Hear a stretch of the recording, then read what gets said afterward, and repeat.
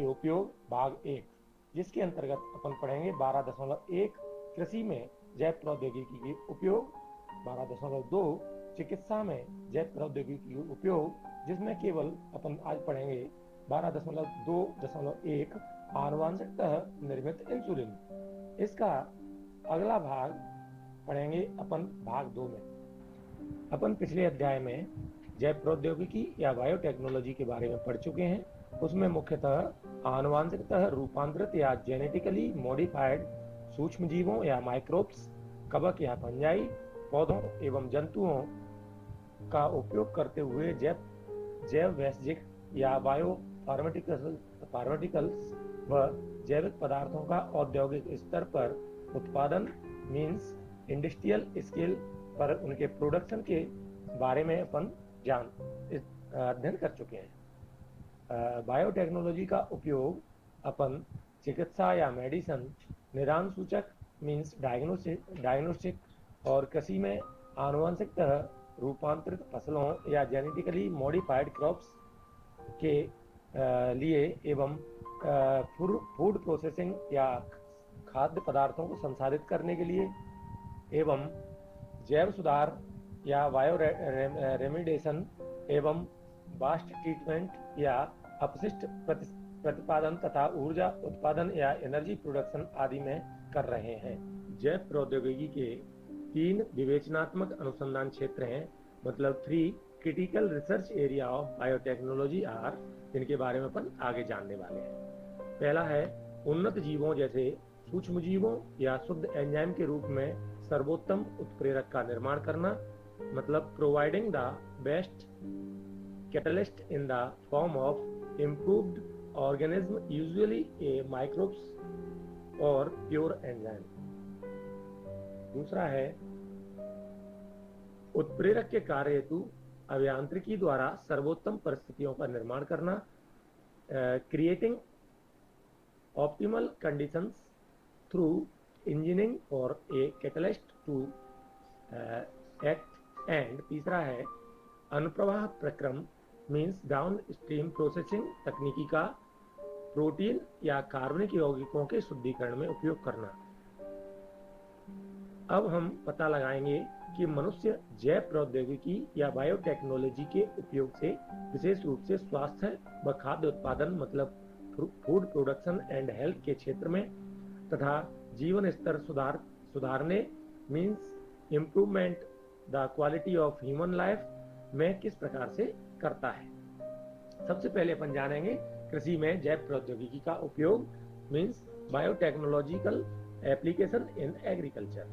तो सबसे पहले अपन जानेंगे कि फूड प्रोडक्शन या खाद्य उत्पादन में वृद्धि हेतु हम किन किन संभावनाओं पर सोच सकते हैं। तो हम जिन संभावना पर सोच सकते हैं वो निम्न 3 संभावनाएं हैं। पहली है कृषि रसायन आधारित कृषि या एग्रोकेमिकल बेस्ड एग्रीकल्चर, दूसरी है कार्बनिक कृषि या ऑर्गेनिक एग्रीकल्चर और तीसरी संभावना है आनुवांशिकतः निर्मित फसल आधारित कृषि या genetically engineered crop based agriculture. इससे पहले अपन हरित क्रांति के बारे में थोड़ा जानेंगे। क्या हुआ था हरित क्रांति के दौरान किस प्रकार से फसलों के उत्पादन में वृद्धि हुई थी। तो हरित क्रांति या ग्रीन रिवॉल्यूशन द्वारा खाद्य आपूर्ति या फूड सप्लाई में लगभग 3 गुनी वृद्धि प्राप्त करने में अपन सफल हो गए थे। इसके बावजूद भी मनुष्य की बढ़ती जनसंख्या या ह्यूमन पॉपुलेशन का पेट भर पाना संभव नहीं हो सका। हरित क्रांति के दौरान उत्पादन में वृद्धि का या इंक्रीज्ड यील्ड का आंशिक रूप से जो कारण था, उत्पादन में वृद्धि का जो आंशिक रूप से कारण था वो था उन्नत किस्मों का फसलों में उपयोग करना, मतलब इम्प्रूव्ड क्रॉप वेराइटीज जो हैं उनका क्रॉप में उपयोग किया गया, जिसके कारण थोड़ी सी उत्पादन में वृद्धि हुई। लेकिन इस वृद्धि का मुख्य कारण क्या था। उत्पादन में जो प्रोडक्शन में जो वृद्धि हुई उसका मुख्य कारण था उत्तम प्रबंधकीय व्यवस्था में मीन्स बेटर मैनेजमेंट प्रैक्टिस, और तीसरा कारण था कृषि रसायनों जैसे एग्रोकेमिकल्स जिन्हें अपन खाद या फर्टिलाइजर तथा पेस्टिसाइड के नाम से जानते हैं, तो इनका बहुत मात्रा में उपयोग किया गया, जिसकी वजह से हरित क्रांति के दौरान उत्पादन में वृद्धि हुई। हालांकि विकासशील देशों या डेवलपिंग कंट्रीज जो होती हैं उनके किसानों के लिए कृषि रसायन या एग्रो केमिकल्स का यूज करना काफ़ी महंगा पड़ता है और परंपरागत प्रजनन के द्वारा निर्मित किस्मों या जो एक्साइटिंग वेराइटीज हैं उनसे उत्पादन में वृद्धि संभव नहीं है। तो ये दोनों जो समस्याएं हैं, एक तो किसानों के लिए इन रसायनों का महंगा पड़ना और परंपरागत जो फसलें हैं उनका उपयोग करें तो वृद्धि उत्पादन में वृद्धि संभव नहीं है। तो इसका कोई अपन को एक वैकल्पिक रास्ता ढूंढना पड़ेगा जिसकी वजह से अपन उत्पादन में वृद्धि करें। तो उसका क्या वैकल्पिक रास्ता है? तो इसका वैकल्पिक रास्ता है आनुवंशिक जानकारी का उपयोग करते हुए किसान अपने खेतों में सर्वाधिक उत्पादन प्राप्त कर सकते हैं। इस पर अपन विचार करेंगे। ऐसा क्या दूसरा अपन विचार कर सकते हैं किस बात पे, क्या ऐसा कोई तरीका है जिसके द्वारा खादों एवं रसायनों का न्यूनतम उपयोग कर उसके द्वारा पर्यावरण पर पड़ने वाले प्रभावों या हानिकारक प्रभावों को घटाया जा सके? तो इसका सही जवाब है कि हमें जेनेटिकली मॉडिफाइड या आनुवंशिकतः रूपांतरित फसलों का उपयोग करके इस समस्या से अपन निजात पा सकते हैं, इस समस्या का हल ढूंढ सकते हैं।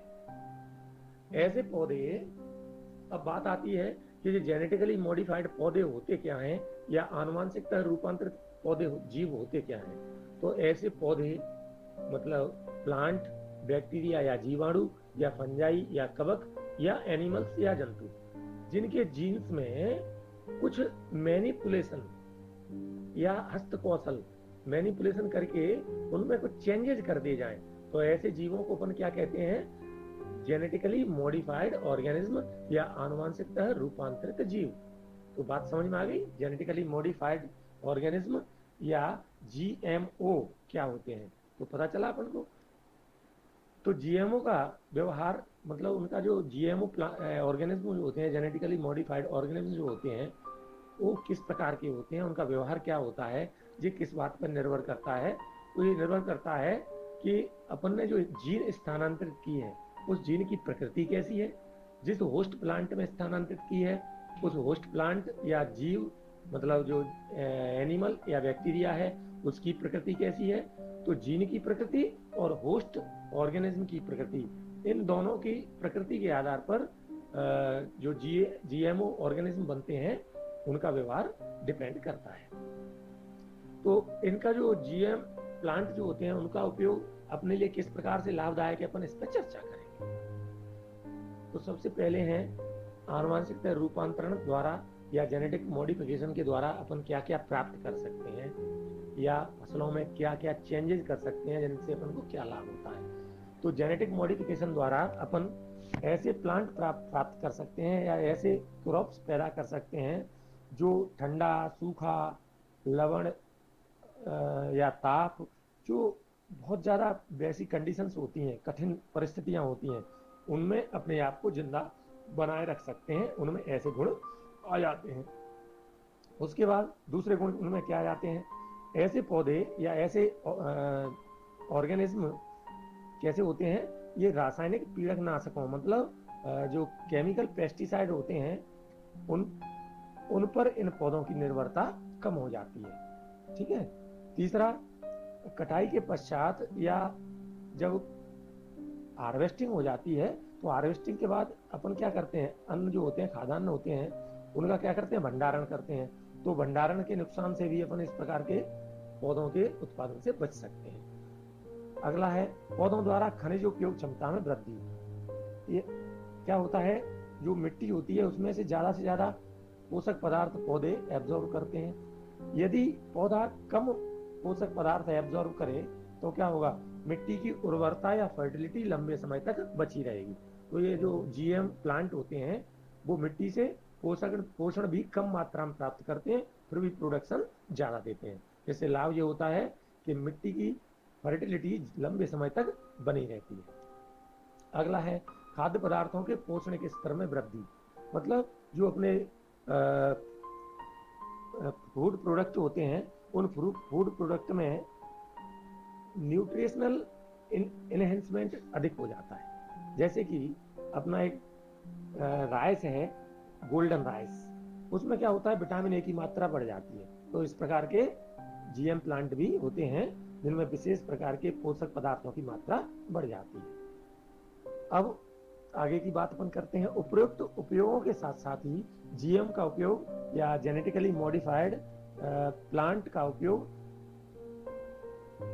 तदनुकूल पौधों मतलब टेलर मेड प्लांट के निर्माण में सहायक है, जिनके वैकल्पिक संसाधनों मतलब अल्टरनेटिव रिसोर्स के रूप में इंडस्ट्रीज में स्टार्च, एनर्जी या फ्यूल और फार्मास्यूटिकल्स यानी बेसिजी पदार्थों की आपूर्ति इनके द्वारा की जाती है। ठीक है। कृषि में बायोटेक्नोलॉजी के उपयोग में जिनके बारे में तुम विस्तृत रूप से अध्ययन करोगे वो है, पहला है पेस्ट रेजिस्टेंस प्लांट का निर्माण। ऐसे प्लांट जो कीटनाशकों मतलब पेस्टिसाइड की मात्रा को कम से कम प्रयोग में लाने के लिए या पेस्टिसाइड से लड़ने के लिए वो खुद निर्भर होते हैं, खुद सक्षम होते हैं, सक्षम शब्द यूज करना चाहिए, जिसकी वजह से उनको उनके लिए पेस्टिसाइड का उपयोग नहीं करना पड़ता। जैसे बीटी एक प्रकार का टॉक्सिन है या जीव विष है जो एक जीवाणु या बैक्टीरियम बैसिलस थुरिजिएंसिस से निर्मित होता है। बीटी टॉक्सिन एक जीन के द्वारा कंट्रोल होता है और बीटी जीव विष बीटी टॉक्सिन जीन बैक्टीरियम से क्लोन्ड होकर पौधों में एक्सप्रेस्ड होकर कीटों के प्रति पौधों को कैसा बना देता है, रेजिस्टेंस बना देता है, जिससे कीटनाशकों के उपयोग की आवश्यकता नहीं रह जाती है। इस तरह से बायोपेस्टिसाइड का निर्माण होता है और इस प्रकार से अपन ने अभी तक बीटी कॉटन, बीटी कॉर्न या मक्का, बीटी राइस, बीटी टमाटो या टमाटर, बीटी पोटैटो और बीटी सोयाबीन आदि कई प्रकार की फसलों को बना लिया है जो कैसी हैं, बायोपेस्टिसाइड इनके लिए जरूरत नहीं पड़ती, इनके अंदर कीटों से लड़ने की क्षमता होती है। अब ये लड़ते कैसे हैं कीटों से, इस बात को अपन जानेंगे। तो बीटी कपास बैसिलस थुरिजिएंसिस की कुछ नस्लें जैसे बैसिलस थुरिजिएंसिस की कुछ नस्लें ऐसी प्रोटीन का निर्माण करती हैं जो विशिष्ट कीटों जैसे लेपिडोप्टेरॉन, कॉलियोप्टेरॉन, डायप्टेरॉन्स मतलब लेपिडोप्टेरॉन्स के अंतर्गत आती हैं तितलियां वगैरह, कॉलियोप्टेरॉन्स के अंदर आते हैं भृंग मतलब जिन्हें अपन कहते हैं बीटल्स, और डायप्टेरॉन के अंतर्गत आती हैं मक्खी मच्छर आदि। इन विशेष प्रकार के कीटों को जैसे टोबैको का बड वॉर्म है, आर्मी वॉर्म है, इसी प्रकार से डायप्टेरॉन में मक्खी मच्छर हैं, इनको मारने में ये सहायक होते हैं। बैसिलस थुरिजिएंसिस अपनी वृद्धि की विशेष अवस्था में कुछ प्रोटीन के रवों मतलब प्रोटीन के क्रिस्टल का निर्माण करता है। इन क्रिस्टल्स में टॉक्सिसिटी या टॉक्सिक इंसेक्टिसाइडल प्रोटीन होता है, विषाक्त कीटनाशक प्रोटीन या टॉक्सिक इंसेक्टिसाइडल प्रोटीन होता है। वास्तव में बीटी जीव विष प्रोटीन या बीटी टॉक्सिन प्रोटीन निष्क्रिय या इनएक्टिव प्रोटॉक्सिन होता है। जो ही कीट इस निष्क्रिय जीव विष को खाता है, इसके क्रिस्टल उसकी आंत या गट में पाई जाने वाली एल्कलाइन पीएच के कारण सॉल्युबल या घुलनशील होकर एक्टिव हो जाते हैं।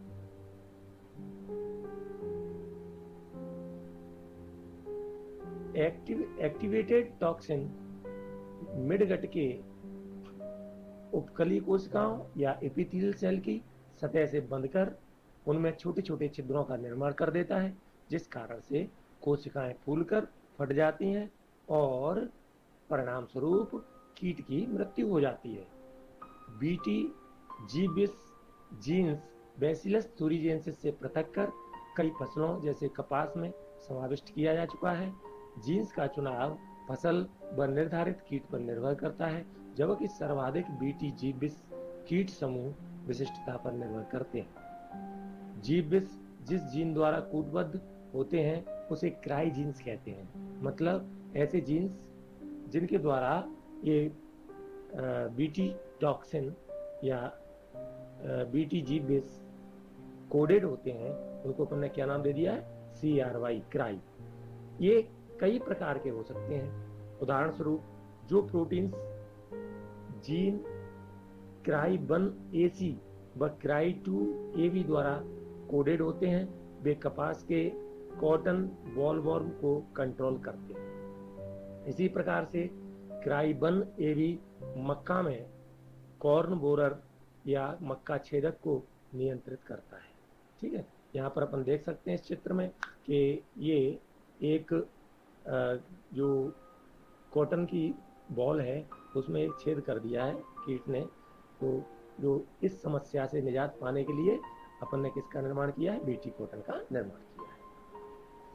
अब अपन जानेंगे पीड़क प्रतिरोधी पौधा या पेस्ट रेजिस्टेंस प्लांट के बारे में।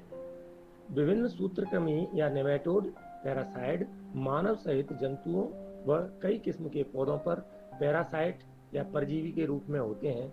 ये नेमेटोड या सूत्रकृमि मिल्वाडेगाइना इनकॉन्गिएसिस तंबाकू के पौधों की जड़ों को संक्रमित या इन्फेक्टेड कर तंबाकू की पैदावार को काफी कम कर देता है। उपरोक्त संक्रमण को रोकने हेतु एक नवीन योजना को स्वीकार किया गया है, जो आरएनए अंतरक्षेप या आरएनए इंटरफेरेंस या आरएनएआई प्रक्रिया पर आधारित है। आरएनए इंटरफेरेंस सभी यूकैरियोटिक कोशिकाओं या यूकैरियोटिक कोशिका वाले ऑर्गेनिज्म में कोश की सुरक्षा या सेलुलर डिफेंस की एक नेचुरल विधि है। इस विधि में विशिष्ट दूत आरएनए मतलब एमआरएनए एक पूरक या कंप्लीमेंट्री डबल स्ट्रैंड या द्विसूत्री आरएनए जिसे डीएसआरएनए कहते हैं उससे बन जाता है, जिसकी वजह से वो एमआरएनए निष्क्रिय हो जाता है। ठीक है, और इस एमआरएनए के द्वारा ट्रांसलेशन का जो प्रोसेस होता है, मतलब इसका जो मैसेज जाके प्रोटीन सिंथेसिस का प्रोसेस करता है वो वहीं पर रुक जाता है। ठीक, इस द्विसूत्री आरएनए या डबल स्ट्रैंड या डीएसआरएनए का स्रोत संक्रमण करने वाले वायरसेस में पाए जाने वाले आरएनए जीनोम या मोबाइल जेनेटिक एलिमेंट जिन्हें ट्रांसपोसोन्स कहते हैं, इसके प्रतिकृति या रेप्लिकेट के उपरांत बनने वाले इंटरमीडिएट आरएनए होते हैं। एग्रोबैक्टीरियम वेक्टर्स का उपयोग करके सूत्रकृमि यानी नेमेटोडा में एक विशिष्ट जीन को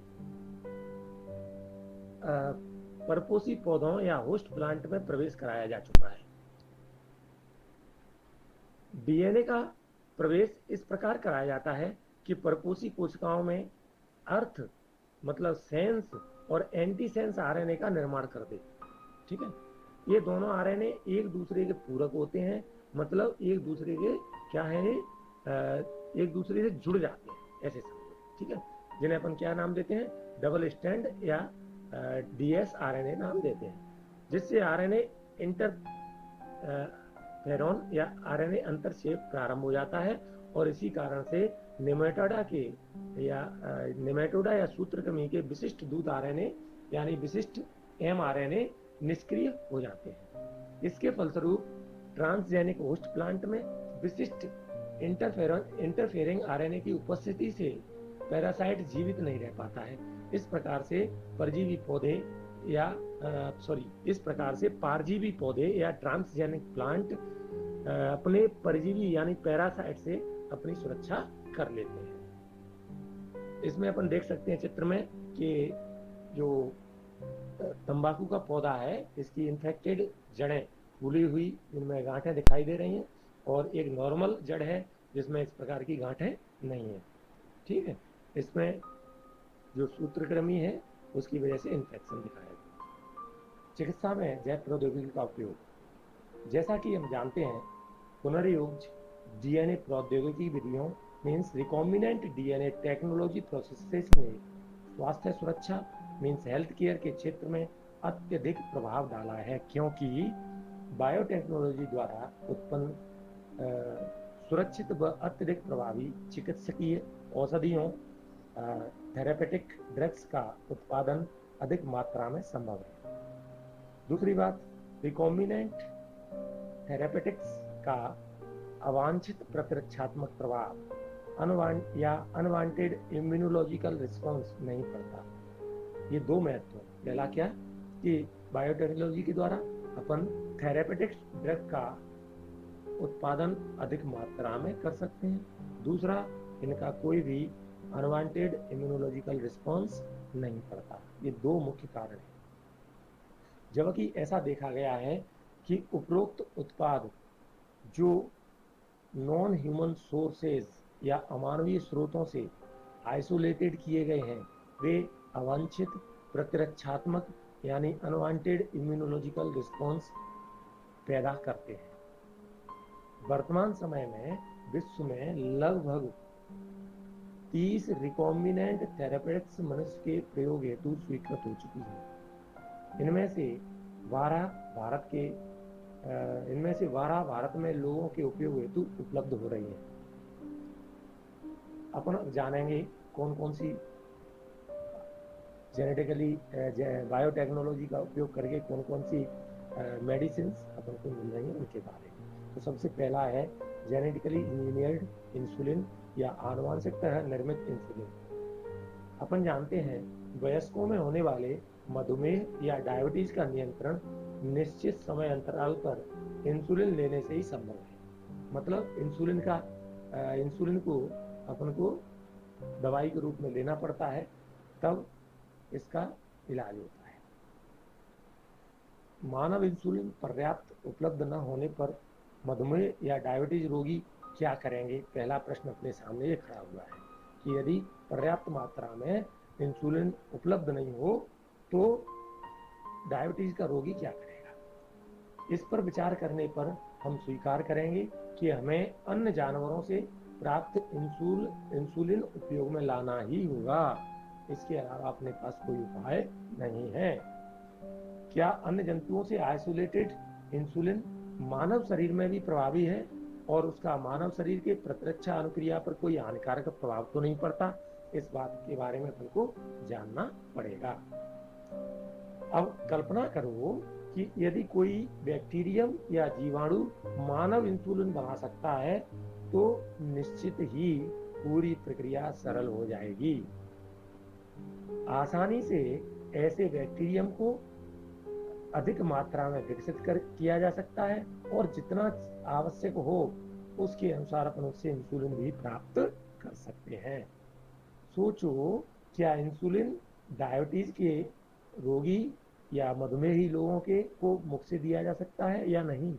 इस बात को सोचो। कभी आपने इसके बारे में सुना है या देखा है? पता करना है इस बात का। ठीक है, अब अपन देखते हैं डायबिटीज के जो रोगी होते हैं या मधुमेही रोगी होते हैं, इनके द्वारा उपयोग में लाए जाने वाला इंसुलिन जानवरों जैसे सुअरों इनको मारकर इनके अग्नाशय यानी पैंक्रियास से निकाला जाता था, है नहीं बोल रहा हूँ। ठीक है, जानवरों द्वारा प्राप्त इंसुलिन से कुछ रोगियों में एलर्जी या प्रत्युर्जा या बाहर से जो प्रोटीन दी जाती है उसके प्रति रिएक्शंस। अपन जानते हैं जब अपन कोई एंटीबॉडी बाहर से आता है, एंटीजन बाहर से आता है तो अपनी बॉडी क्या करती है? उसके प्रति अपने शरीर में एंटीजन पैदा हो जाते हैं, जिससे क्या होती है? एलर्जी पैदा हो जाती है। तो इस प्रकार से इन जानवरों से जो इंसुलिन प्राप्त किया जाता था सुअर वगैरह से, उससे क्या हो जाता था? लोगों को एलर्जी या उसके प्रति शरीर में एंटीबॉडी डेवलप होने लगती थी। ठीक है, इंसुलिन की स्ट्रक्चर के बारे में थोड़ा अपन जानेंगे अब। तो इंसुलिन जो है वो दो छोटी छोटी पॉलीपेप्टाइड चेन या पॉलीपेप्टाइड श्रृंखलाओं का बना होता है, जिसमें से एक श्रृंखला को कहते हैं, एक चेन को कहते हैं ए और दूसरी को नाम दिया है बी। और ये दोनों चेन आपस में डाइसल्फाइड ब्रिज या डाइसल्फाइड बंधों के द्वारा जुड़ी होती हैं। मानव सहित सभी मैमल्स में इंसुलिन प्रो एंजाइम की तरह संश्लेषित होता है। प्रो एंजाइम की तरह संश्लेषित होने का मतलब होता है कि वो निष्क्रिय अवस्था में संश्लेषित होते हैं और जब मैच्योर हो जाते हैं, परिपक्व हो जाते हैं, तब वो सक्रिय होते हैं। प्रो इंसुलिन में एक अतिरिक्त फैलाव होता है जिसे अपन क्या नाम देते हैं? C peptide. और जब मैचुरेशन का प्रोसेस चलता है तो ये मैचुरेशन के प्रोसेस या परिपक्वता के दौरान ये सी पेप्टाइड उस उससे अलग हो जाता है, और जब ये उससे अलग हो जाता है तब ये इंसुलिन कैसा हो जाता है, एक्टिव हो जाता है। तो मैच्योर कहना चाहिए मैच्योर इंसुलिन में सी पेप्टाइड हट जाता है और इंसुलिन कैसा हो जाता है, मैच्योर हो जाता है। ठीक है।